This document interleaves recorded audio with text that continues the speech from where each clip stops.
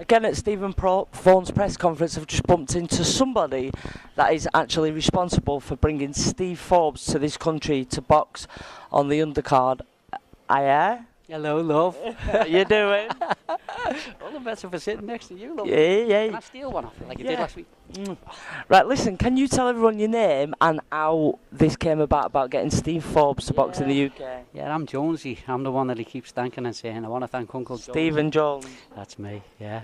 I used to have a poster of you on my bedroom wall when I was a kid, you know. I did. Used to have like this little midriff. And Is that before I put a bit of weight on and got my nose broke a few times? 2 weeks ago. So come on, tell us how you are responsible for bringing Steve to the UK.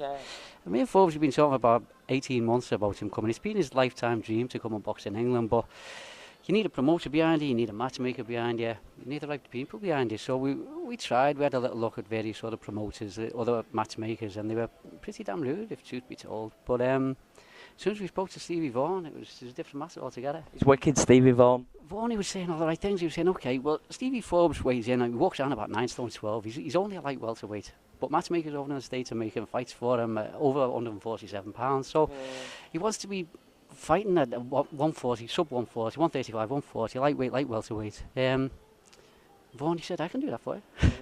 Fair play to, is it Ryan Barrett he's fighting? Oh yeah, fair play to Ryan, because we had a little Ryan, look at him, mate. You know, we looked at Ryan's career. He's got English Masters titles. He's a good fighter, Ryan. He's fought for the world title. He took William on the distance. He's no mug. He's no mug. I mean, Jesus. He can Hey, listen, and you know what? He's English, so you know we're all going to be behind Ryan, even though Stevie's a legend. But well, fair play to Ryan, because and fair play to British fighters, because over in the States he's only getting offers off super middleweights, middleweights, cruiserweights. There's even cruiserweights looking to fight Steve Forbes.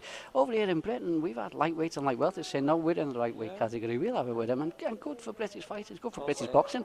And good for Liverpool boxing too, by the way. Yeah, because Liverpool boxing is the best. Because Jeff Thomas was wanting to take him on, wasn't he? No, well, Stevie saw that on the internet and he said, what a nice guy. Well, you know, he's really up for it. He said, if you can squeeze him in as well. I mean, I think he's got... The windmill.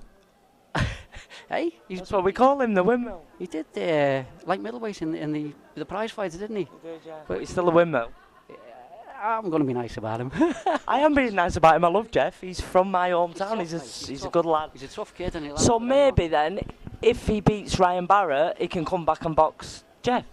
Well, he's got an agreement with Stephen, and Stephen's prepared to make as many fights as he wants, basically on a rolling contract. I think it is, I guess, 3 fights and then another 3 fights and another 3 fights.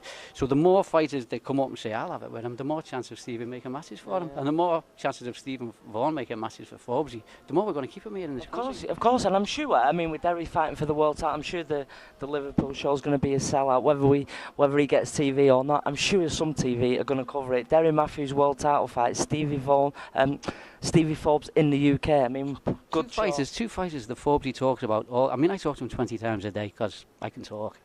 I know.